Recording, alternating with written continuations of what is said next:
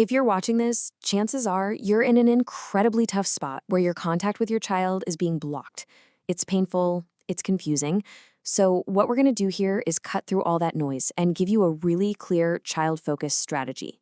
The goal isn't just about reconnecting, it's about protecting your child's well-being right now and setting the stage for a safe, healthy relationship down the road. Let's dive in. Everything, and I mean everything we're going to talk about, comes back to this one question looping over and over again in a child's mind. You see, this isn't just about you being absent. It's about your child being trapped in this confusing, painful limbo. Our number one job is to help them find a way out of that loop. All right, so before we can even think about fixing this, we've got to be crystal clear on what we're actually up against. We need to define blocked contact really precisely. Blocked contact is not a clean break. It is a messy state of interference. And the two big words to remember here are control and unpredictability. The child knows you exist, they know you're out there, but the line to you is totally unreliable. And that constant interference, it creates this very specific kind of psychological stress, loaded with confusion and this awful pressure to pick a side. So, what does this interference actually look like in real life?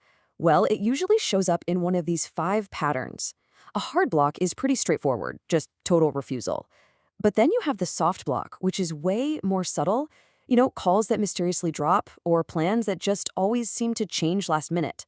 There's also conditional blocks, narrative blocks, even system blocks. Just take a second and see if you can spot your situation in one of these, because just naming it is a huge first step. Now, this slide right here, this is absolutely key. When a parent is truly gone, a child, as painful as it is, can eventually grieve and find some kind of closure. Their story is they're gone. But with blocked contact, they're stuck. Their story is they're out there, and that but is a killer. Their grief never gets to resolve. It just loops, and that state does so much more psychological damage. And all of that damage creates, well, you can think of them as hidden injuries. On the surface, the child might just seem okay, or maybe they're just acting out and angry. But underneath all that, this ambiguous loss is causing very real, very specific psychological harm. In fact, this situation creates 4 specific hidden injuries, each one chipping away at a child's sense of who they are and their feeling of safety in the world. Let's break them down, one by one. So, first up is the ambiguous loss injury. This is that looping grief we were just talking about. The child can't really mourn you because, hey, you're not gone.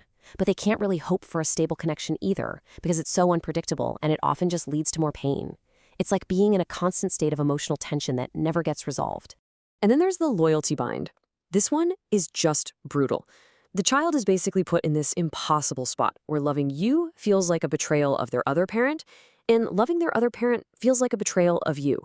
To cope, they often feel like they have to choose a side, and that is a soul-crushing burden for any kid to have to carry. Next up, the identity split. Think about it from a kid's point of view. I'm half my mom, half my dad.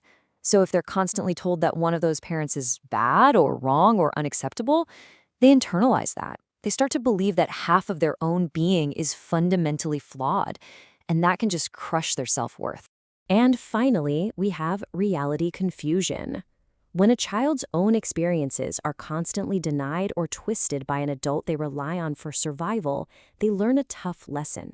They learn that it's safer to stop trusting what they see and feel. Instead, they learn to just adapt their story to match whatever the most powerful adult in the room needs it to be. It's a survival mechanism. Okay, I know that's a lot, and it's heavy stuff, but here's where things start to shift. Now, we pivot away from all the things you can't control to the things you absolutely can. There are 4 golden rules here that will change your focus from fighting the conflict to creating a bubble of safety around your child. All right, let's break these down because they are game changers. Rule number 1, consistency beats intensity. Think of it like a small, steady flame instead of unpredictable fireworks. One calm, predictable message a week is way more powerful than a dramatic, emotional outburst once a month. Second, and this is so important, never ever put the child in the middle. No tell your mom this for me messages. Third, you gotta resist that urge to break boundaries or do something dramatic to force contact. And fourth, become predictable, even when you're not there. This is the direct antidote to the chaos they're living in. Okay, rules are great, but how do you actually do it, right? Well, you do it with a clear, simple action plan. We're calling it the Predictable Presence Protocol, and it's designed specifically to lower the temperature and be incredibly effective over time. This whole thing breaks down into 5 really manageable steps. First, you build a predictable schedule for your contact attempts. Second, you use what we call safe, clean micro messages, and we'll look at those in a sec. Third, you create a private connection archive for them. Fourth, you document every single attempt, but you do it like a scientist. And finally, number 5, and this is a non-negotiable, you have to fiercely protect your own emotional stability because you are their lifeline. This is such a perfect example of what we mean. Look at the left column. Those micro messages are all about the child. They're warm, they're predictable, and they put zero blame or pressure on anyone. Now look at the right. Those messages are all about the adult conflict.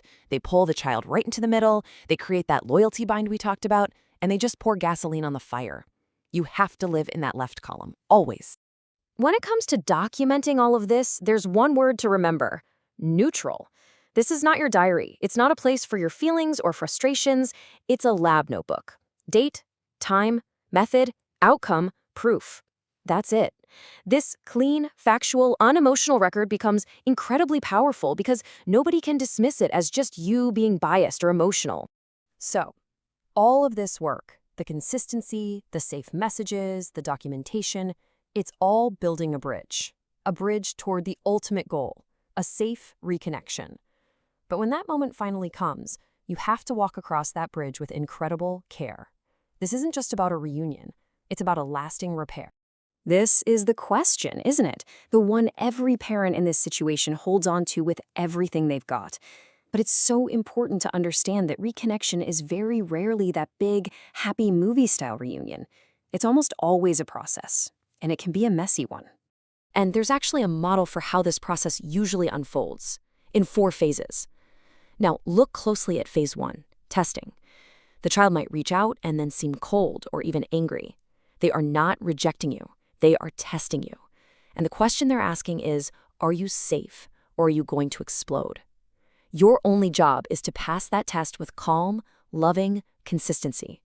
Only then can you move into the warming and trust-building phases and eventually, hopefully, get to integration, the place where the child feels free to love both of their parents without any fear. So when that moment finally comes, what do you even say? Here's your script. Think of these lines as your tools. Every single one is designed to do just one thing: create safety. They take all the pressure off the child. When you say, "I'm just really glad to hear your voice," or, "Hey, we can go as slow as you want," what you're really signaling is that your love for them exists completely outside of all the adult conflict. And that really boils everything we've talked about down to one single, powerful question. Before you make any decision, before you send any message, before you take any action, just stop and ask yourself this: does this create safety for my child? If the answer is yes, you're on the right path. If it's no, or if you're not sure, just pause. Find another way. Because that is how you become their safe harbor in the middle of a storm.